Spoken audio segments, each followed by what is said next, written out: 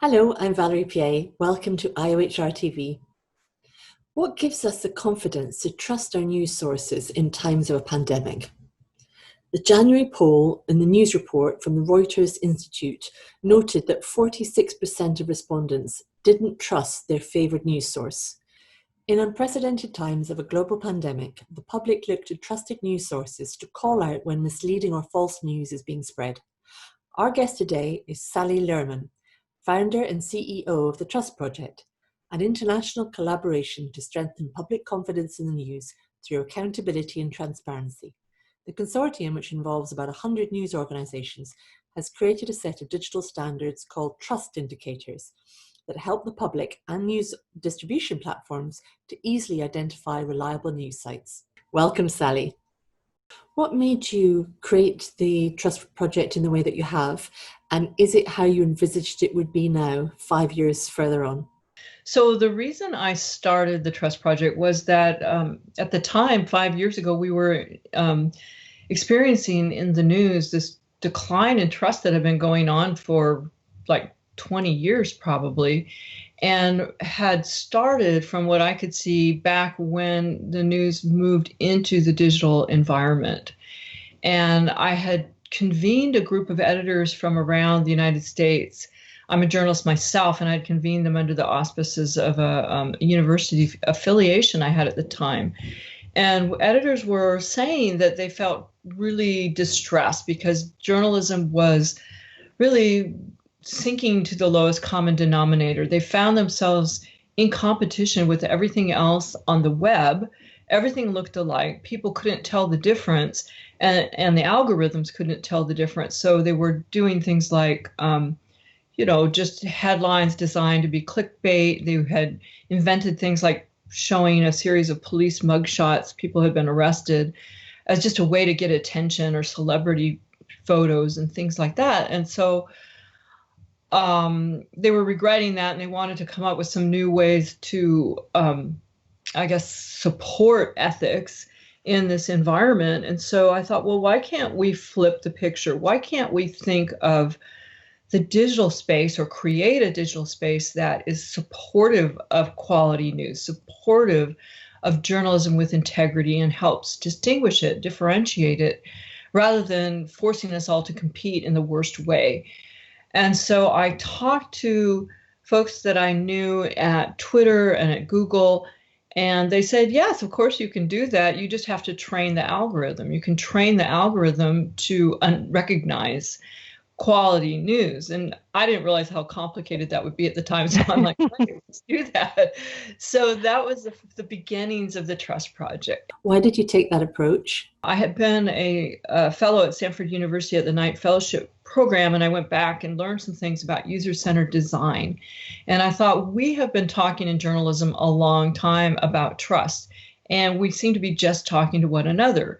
And we really need to reach out to the public and find out what it is they value in news. When do they trust it? When don't they? And this user-centered design process gave me the means to do that, which was to go out and talk to people in Europe, in the US, across race and ethnicity, gender, generation, geography, gender, and try to understand those questions. So I hired some consultants to do that. Then they brought that work together. We thought about it. We pulled together, what are their user types? What are the questions that they have? What are their needs? And then took that to a series of workshops with news executives. And then out of that was born these trust indicators, these 8 trust indicators. And what they do is offer transparency around like the fundamentals of journalism, what is different and distinct about journalism, and what makes it trustworthy. And then marries that, these user needs and wants together with these standards of journalism. So those are the trust indicators. One of the indicators of the Trust Project is doing the right thing is the engagement that you've got with the groups that you've managed to bring on board. How difficult was it to do that? It's actually great. So, and I should also clarify that the trust indicators you were talking about the way they work, and they do have a technical side. So every trust indicator that is shown to the public also has markup associated with it that the technology platforms can use, basically that's machine readable code that says this is here, an ethics policy is here, information as journalist is here, this is a news story versus an opinion story, and so on. So the way that it was received was remarkable. So I told you it was like this generative process that we did through collaboration with news organizations, really senior news executives, and they helped create it, they envisioned it. And so to them, it was really clear why it mattered and how it would work. And so when I went out and actually tried to convince the news organization to go ahead and implement these, I think it was obvious how it made sense. And so the challenge was, of course, how to get the resources allocated to getting the work done, because it does have this technical side, and you have to provide the user side as well, the design aspect, to invite the user in to look at some of these different trust indicators. News organizations immediately saw this is something we need to do, and they really recognized the challenging space they were in, that they were losing trust. Yes, they were into some difficult financial models, but they really needed to earn it back, and they wanted to rise to the occasion. The trust indicators work on a technical level too, by providing a metadata tag to a piece of news content, and as part of the authentication process. Did the news organizations understand the values of these layers when they agreed to participate in the first place? They did understand, but they understood the concept, and they understood that there was this kind of dual problem that we were trying to solve. One was the problem of how do we help users understand, the public understand, the difference between journalism with integrity and this other information flood, and then also help the technology platforms do a better job of surfacing quality news. Because what the tech platforms had taken over most distribution of news, what 2/3 of people get their news now through search or social media. So they had already been, and the news organizations had been in the practice of trying to signal to these tech platforms who they were, what they were doing, but it was all over the place. It was kind of a mess in terms of everything they were trying. You kindly participated in our disinformation webinar, in which you spoke about inoculating people against misinformation by providing them with the tools to differentiate real news. Can you describe the role of the trust indicators in doing that? And how do you keep them fresh as technology catches up? Yeah, well, it's a wonderful thing, because we did start out as this collaborative effort, and we've retained that. So we have regular calls with news organizations that are implementing these trust indicators on their pages, and they are international calls. So we'll have weekly calls with them. We also have regular workshops with or meetings with all of our news partners. So as a result of that, we have a good sense of how the world is changing for them, and also what might be missing in the trust indicators. So as we extend into different parts of the world where there's a lot of danger for journalists, then we realize that our author journalist expertise trust indicator needs to shift a little bit. That's a trust indicator that explains, who is this journalist? What is their expertise? What is their background in terms of other news stories they've written? So in a place where a reporter is out there in a dangerous situation, we might not want to provide that level of information. We might need to be more cautious. How do you bring together the agendas of the powerful commercial platforms that you work with to fight disinformation with the technical tools, ethical tools, labeling, but then potentially damage their business models by removing the clickbait that drives their eyeballs? How does that work? Well, so it's always a negotiation, isn't it, when we're working with major companies that have so much influence. So we do have major companies, these platforms that we work closely with. So Google, Facebook, and Bing would be among them. We call them external partners, and that means that they are external. So as I speak about collaboration, we work with them, but they're not part of the design of the trust indicators of any policy things internally. Now, this question about, well, are we undermining their business model in some way or causing damage? Well, I would say no, that in fact, we're helping them because they do rely heavily on news for their, especially the search engines, in order to provide the material for people to get the information that they're looking for. So if we can help them deliver more reliable, more accurate information, then that helps them in turn deliver it to the public. In our case, I feel that we have, it's just an ongoing negotiation, an ongoing relationship to ensure that we can represent our news partners in this kind of, as you pointed out, sort of uneven relationship, and help these tech partners recognize the value, the critical value of news to what they're doing. So you've created a symbiotic relationship where you've got enabling news organizations to prove that they are trustworthy sources, and then show the technology platforms that they will financially benefit from distributing trusted media. Does this work in balance for each of the different groups? Part of what creates that trust, like when I first went into thinking more deeply about trust, I went out and looked in the academic literature and tried to understand what was known about trust in the digital environment and trust in news. And I found, one, there wasn't a lot of overlap at the time. There is now, but at the time it seemed like two separate worlds.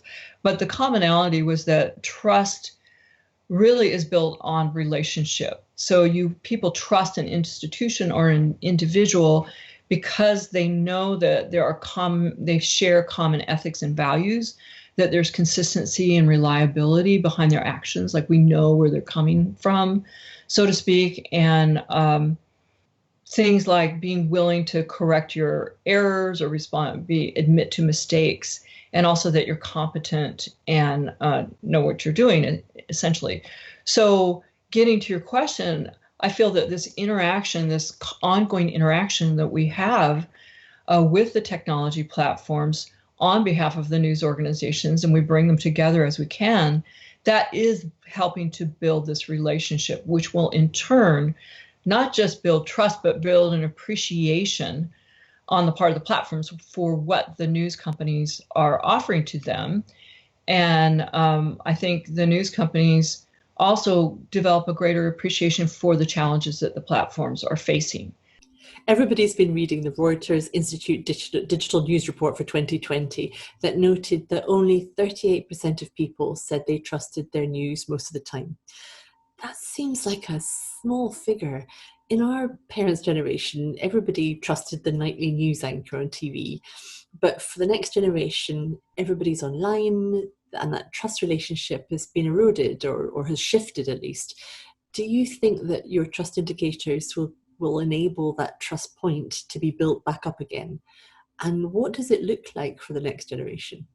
You put your finger on it. That is so essential, because in this world that we're in right now, there's such a huge flow of information. It can just be overwhelming, and it's unclear to just a regular person where exactly it's coming from and whether to trust it. And so often, or sometimes anyway, a reaction is just to not trust anything, which of course is not what we want. But what the trust indicators can do, and we're finding this, is that they can show what are the components behind a piece of information that is produced by an organization called a news organization that uses a technique called journalism. And journalism has these fundamentals. There are certain guardrails around journalism that ensure that we are there to serve the public interest and no other purpose. We're not there to sell something. We're not there to promote a particular point of view, except in the opinion side, and we're not there to promote a political perspective. And I know sometimes that's hard for people to understand when we went out or to believe maybe when we went out and did these interviews, people talked about they were worried about what is the journalistic agenda. They felt that we weren't being upfront about that. And so as we reveal more about what our agenda actually is and how we protect that agenda, and provide a very simple set of 8 trust indicators that people can look for, then I think we do start to clear that up, and we do develop a greater appreciation for the practices that underpin journalism and why it matters, why news is such an important component of democratic debate, of even how we might make decisions about our everyday lives. And one more thing related to that Reuters report, one of the things that was so interesting, they did an update, or there was a special section around COVID-19. And what they found was that trust had gone, number one, use of news had gone way up. And we knew that already, but that trust in news had also gone up. So there's something there, that there's a real opportunity right now when people are faced with a situation where accurate, trustworthy information is vital. And so the more we can provide these trust indicators to show this information is reliable, it's accurate, we have done everything to ensure it's correct, and when it's wrong, we're going to let you know, then we can help guide the public to understanding that we're there for the long term, and that this is something you can look to in news for a long time. Yes, COVID-19 has driven people to seek out news that they trust because it's their health at stake. I struggle with the paywall question. On one hand, news is providing a service and the basis to grow an ongoing relationship.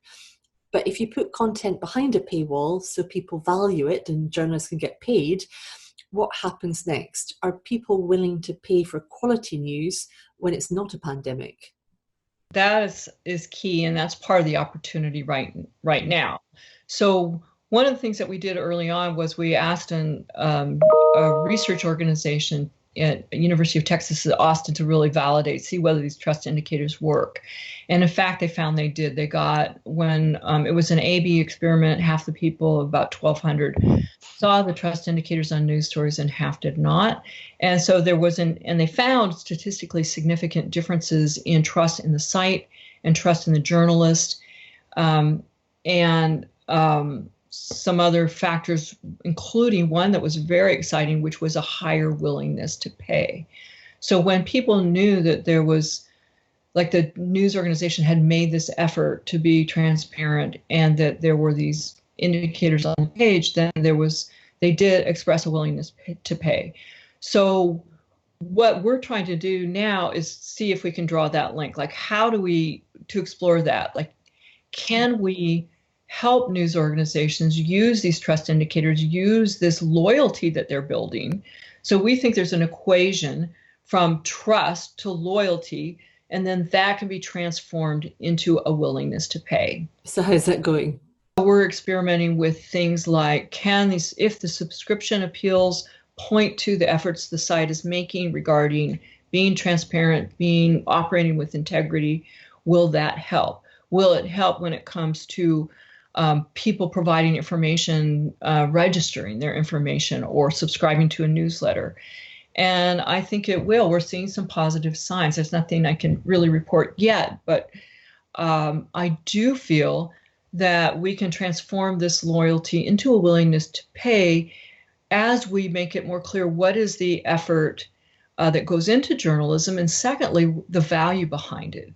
Journalism is offering more than just information. It is offering this whole practice around gathering information in the service of the public. Basically, if you trust media and you trust them to act as your curator and act and provide what's relevant to you, is there an industry growing up in your space? Yeah, and serving as a curator, like helping to figure out, like, what out of all this information that's just flooding us is reliable. And COVID-19 is such a great example of that, because there's so much, a lot of it rumor, and many scientific reports that are coming out before they have peer review. A really good science journalist is a person that can help guide us through that. You've got the pedigree of being established longer than most, and you have the backing and support of both news organizations and platforms. What do you think about the new kids on the block? So we're now, I mean, you're right. Like we are operating in 5 countries in Europe, in Latin America, Canada, US, Hong Kong, and we're continuing to expand. And we're working closely with the technology platforms. And we've developed this trust set of trust indicators, which we call the trust protocol, which essentially has become an accepted standard for both news organizations around transparency and also as a media literacy tool. And we're working more on that. As these news or other organizations come in, I think one, it helps all of us understand and develop an environment that is more appreciative of news with integrity. So number one. And then number two, I think we can find ways to cooperate. We can find ways that, like these newcomer organizations, can find ways to augment what the Trust Project has already done. So my hope is that they will use the trust indicators, giving us credit, of course, but then use them to build on new types, build into new areas that we haven't yet approached. So I hope that others coming along will recognize the value there, and then, contribute as opposed to, like you said, sort of create more confusion. What we've been able to do, and what I always wanted to do with the Trust Project, was build a movement toward transparency and integrity, and engagement with the public. And I feel that we've done that. So maybe now it's more building a movement to among all these organizations to work together. When governments legislate specifically against fake news, they can be accused of creating laws which stifle press freedom instead. Do you think that the trust indicators would provide a good building framework to underpin any legislation to keep it transparent and fit for purpose? That is a really interesting point, because one of the reasons that we don't certify, this really is up to news organizations presenting the trust indicators on their pages. We do check compliance, but we don't certify, was because of a fear of government involvement or a particular perspective, however that could occur, taking over the trust projects. So it could be that the trust indicators could provide, again, a framework for understanding when news has integrity behind it. So I think you're right. Like, legislation around news is always very, very tricky and can backfire, can not only unintentionally harm journalists, but can intentionally be used to harm journalists. So we have to be very careful about that. I'd have to think more about whether we could use the trust indicators in that environment. It would be ideal, let's say, as a means for governments, for legislators to look at the media world ecosystem that they live in and try to just understand it better. There's been a lot of discussion around who has the responsibility of sanctions. In the UK, we've got the independent regulation body Ofcom, who can fine a broadcaster or even remove their license if they breach ethical standards or peddle fake news. We already have hate speech laws and various other legal routes for individuals to seek redress, if you can find them. But online, that's hard because people can hide behind tag names. They can just set up a new account the next day. So social media platforms are trying to contain disinformation through removing fake accounts. Where does that responsibility lie for driving a transparent code of conduct across trans borders? And what advice would you give the platforms who have to operate across different legislation, different borders? How does that work for them? Because there isn't really a blueprint for that. That's an interesting way to think about it. And it is, they do face tremendous challenges. And I know, having worked closely with these platforms, that they're struggling. We all know that. And they're aiming to do the best that they can. And yet there's still so much more that needs to be done to create a more healthy media news environment or information environment. What we've discovered with the trust indicators are that there are fundamentals of news with integrity around the world. So we were a little concerned, or I was a little concerned early on, would these trust indicators transfer across borders? And of course, I had a diverse group of news editors to work with at the beginning. There were like more than 100 involved overall, but it didn't cover the entire world. What we found as we go is that they really do work. So these fundamentals would be the things to look for, and they get to these ethics policies with boundaries around conflict of interest, with a real commitment to gathering news accurately, to providing multiple stakeholders' perspectives in a story, and that includes bringing in the unheard voices in society, and thinking about that across a whole bunch of different demographic dimensions. It gets to being clear about labeling opinion versus news. And so there are these things that we know cross boundaries and are just the basis. And that's what I would advise a platform like that to be looking for. There's this specter of deep fakes and disinformation running rife in the run-up to the US elections this year. Is this something you will be addressing with the trust indicators? And what happens next? Well, so I see what the Trust Project does as the affirmative side of the equation. So we, through the trust indicators, news organizations are able to show we are who they are and why they are trustworthy. And this idea of trust indicators was a new thing at the time. There are other organizations that have done a very good job and continue to do a very good job helping to unveil the bad actors.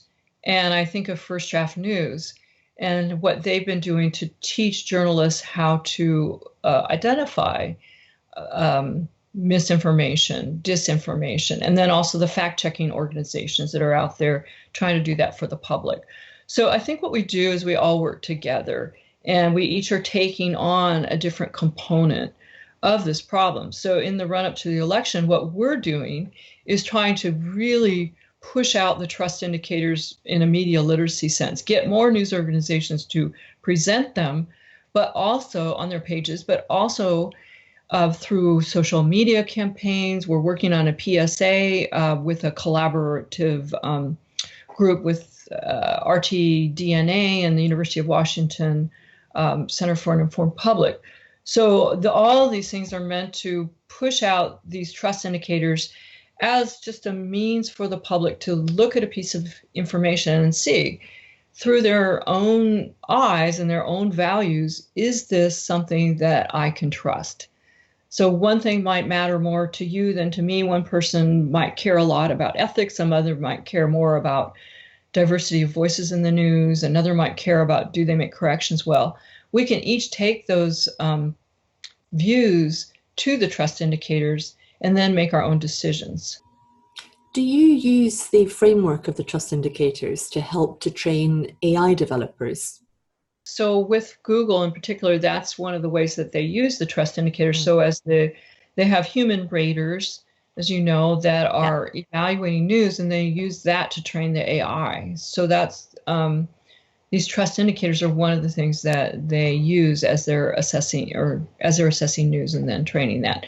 So it's a good point. That's an area where we could, I guess, provide more assistance to this complex system. At IOHR, we do a lot in local language, and I'm keen to address the use of local language to make sure that future developers are understanding the nuances of languages, cultures other than their own. How does that work?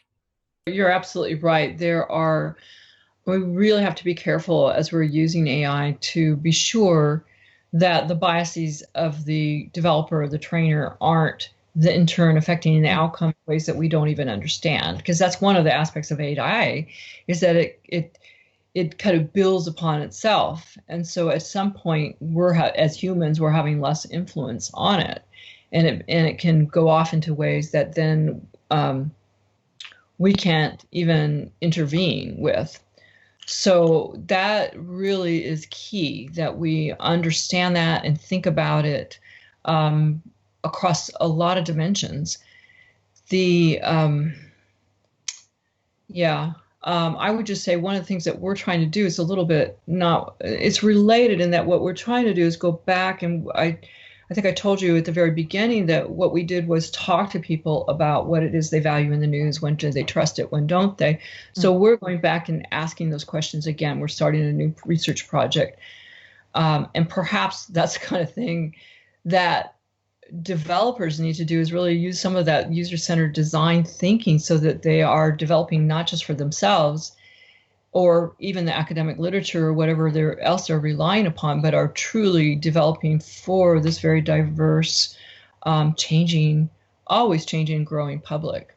And finally, what comes next for you in the Trust Project? Where we're aiming is to do two things. One, and we're building a little technology to try to help us move faster here, but we really want to scale. So we want to see these trust indicators all over, so that when you look at a website, it's a very common site. So that's one, to really scale the participation of news organizations. To build into some other areas where the trust indicators don't quite reach, or really assess whether they need to change. One area would be things like voice news. By that I don't mean radio, because I think we are relevant there, but things like Alexa and so on.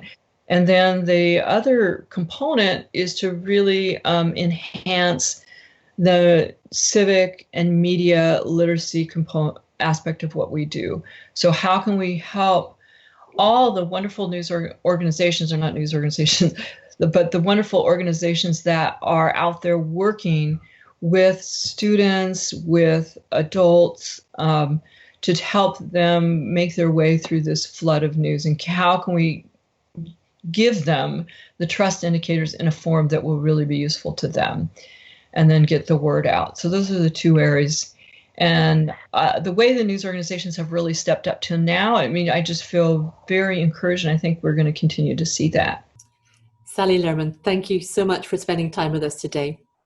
I think what you've created with the Trust Project is a great indicator for the future of trust in our news organizations.